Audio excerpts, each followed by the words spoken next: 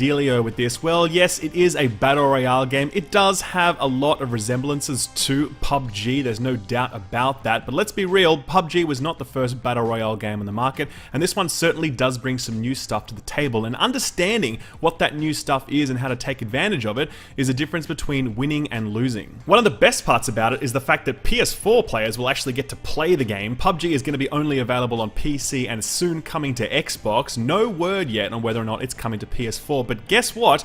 If you are on PC or Xbox or PS4, you are going to be able to play this and download it for free from today. Yes, absolutely 100% for free. It is available to you. You do not need to have Fortnite, the base game, at all. This is just a completely standalone game that you can download right now, so go and do it because there's no cost associated with it, so why not give it a go? I've left a link in the description below that takes you to where you need to get to if you want to get your hands on this, so click on that while you're listening to the rest of this video and let's continue. Alright, so what's the deal? Where the game starts in the pre-lobby, there's nothing to do here other than walk around and jump on tires and shoot other people that does no damage and just act like idiots, and then all of a sudden you're into the battle bus, which is a bus suspended by a balloon flying over a map, and this is where the fun really begins because this is where you need to choose where you need to eject. And I guess tip number one is make sure that when you eject, you are staying as far away from other players as possible. You are going to fall down to the earth, eventually your glider is going to come out and you're going to choose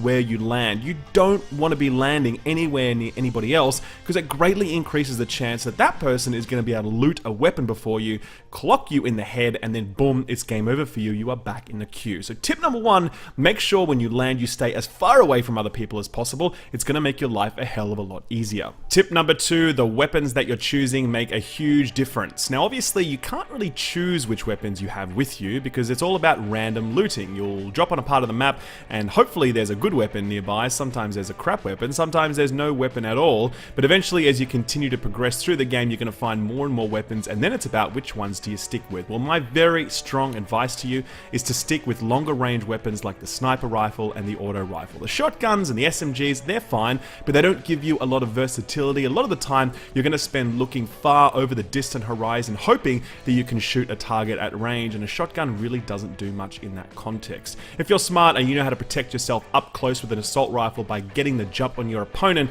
then even a shotgun isn't going to save them. So, as much as possible, try and hold on to those long range weapons. They really are going to help you out in a very, very big way. Tip number three, and this is especially one for the PUBG fans out there, the weapons in this game are a lot more arcadey than they are in a game like PUBG. The weapon bloom, or that is how much your bullets spray in a random direction as you fire, is pretty damn big, especially when you're using those auto weapons. So, tip number three, make sure when you're firing automatic weapons, you're firing in small, controlled bursts. It's true in other games, but it's especially true here because the weapon bloom is completely out of control, and if you hold down the trigger for more than 1 or 2 seconds, the gun becomes practically useless, especially at longer ranges. Burst fire those babies, and you're going to find yourself far more effective than if you are just spraying and praying. Tip number four is something that PUBG fans will definitely know, and that is to be very, very aware of the safe circle. So for anyone new to this genre, there's going to be a big circle on the map and it's going to constantly get smaller and smaller, and it forces players to get into a smaller area so they actually need to fight each other rather than just staying in their little camping spots hiding throughout the map. As you continue to play the game and the circle gets smaller and smaller, you cannot be caught outside that circle because if you do, you will start to take damage. It's a little bit of damage at first, but it's a lot of damage towards the end, so you need to be really, really aware of that and plan all of your moves based upon where that circle is. Another key tip is when you're starting to get closer and closer towards the center, make sure that you're looking at the buildings and structures as you get closer to them, because it's very likely that people know the circle is getting smaller, they're sitting in those structures, and they're looking out, waiting for someone to have to run in because the circle is forcing them in. It's a very common strategy used in these sorts of games. I've used it all the time, and other people are going to use it here in Battle Royale as well. So as you make that approach, keep an eye on those buildings and try and avoid buildings if you can altogether, because it significantly increases the chances that you are not going to get get sniped by some random dude hanging out in a house waiting for you to get forced in by the circle. Tip number 5, and this is probably the most important one. Remember that this is a game about avoiding death rather than trying to maximize kills. This is not Call of Duty, this is not Halo, this is not Destiny, this is not all sorts of other games. This is very much about you staying alive. Because you can get 98 kills in this game, but if you die to that last guy, you have still lost. It's entirely about staying alive, so my message here is make sure that you are very careful with all of your moves. Don't try to be Rambo, don't run and gun, be as careful as you can when you're entering structures, always keep an eye about what's going on around you, and aim to minimize deaths rather than maximize your kill count, because that is how you are successful in a Battle Royale game. It's a huge mind shift change, it definitely takes some getting used to because all other video games have conditioned you to think this way, but you need to think about it differently here, otherwise you are going to find yourself losing every single game, and that is just not fun. Tip number 6, remember that if you kill someone, don't loot them immediately unless you are extremely sure that no one is around. One of the best things you can do in a Battle Royale game is watch an encounter taking place, wait for that person to go over to the loot where they're going to be stationary, they're not going to be moving around at that point, they're going to be standing still, and then you can just line up an awesome headshot on them and boom, down they go. Make sure you take careful stock of your surroundings when you choose to loot because you are at your most vulnerable at that point. I know it can be tempting to go ahead and grab everything you see, but just take that extra second to look around and make sure you're safe.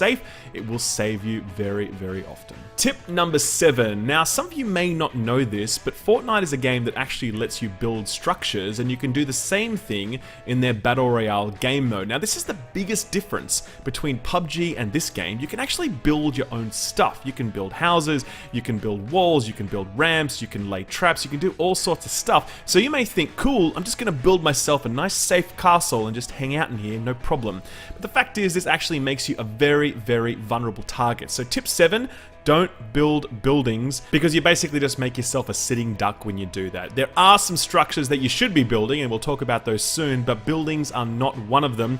Aim to use existing buildings because people don't know if you're in them or not, but if they see a big constructed building sitting in the middle of the map, then they can be pretty damn sure that you are in it, and they are probably going to be able to take you out. So that brings us to tip number 8. What should you build then? Well, in Battle Royale, the best thing you can build is actually ramps and stuff to get you to inaccessible places. In this example that you're seeing on screen here, I'm inside a house and I'd like to be able to get up to the roof, but there's actually no way for me to do that. This would be a great spot for me to get to, really protected, great cover, and I want to get there. How do I do it? Well, in Battle Royale, I can build a ramp to get up there, and then I can just kind of camp out there, and I've got a great line of sight and the enemy's outside me. Boom, I ended up winning this game, by the way, because this little spot here was so useful. And this is what I'm talking about. You want to build ramps and you want to build stuff that makes it so that you can reach inaccessible places. You can't do that in PUBG, you can't do that in other Battle Royale games, but you can absolutely do it here. And it definitely makes you think very differently about the topography. If you want to get up to a nice high hill, if you want to build a bridge across a river, you can absolutely do that. It's up to you. As long as you're willing to think laterally about how you build, you can reach some awesome places, giving you a huge combat advantage. Tip number 9, and this is a real game changer. Do be aware that pretty much anything that exists in this game can be blown the up. Now, in other games, structures are structures and they sort of stand pretty tall, and explosives can't really do much to them. But in this game, an RPG can bring down pretty much any structure. So once again, in this example, I've got myself a nice little hiding spot here, and I think I'm all sitting pretty when all of a sudden, boom, a rocket launcher comes in, completely takes off the roof of this place, and then I'm forced to adapt. So be ready, have an escape plan ready at all times. Assume that your cover or your little spot is gonna get blown up by an RPG, and yes, this does include things like trees, so be ready to move at any time because the cover that you have at 1 second can be absolutely gone the next, and then you are very, very exposed. Tip number 10, and I cannot stress this enough, drink your shield potion. Other games have things like armor which drops on the ground, you equip it, it'll increase your survivability, but in this game, you have a potion that you drink that will give you a shield. It's a blue potion, dunk it, and you give yourself basically a second health bar, a huge boost in survivability, will give you an absolutely massive advantage in combat. Don't leave home without it. As soon as you see this thing on the ground, pick it up, drink it.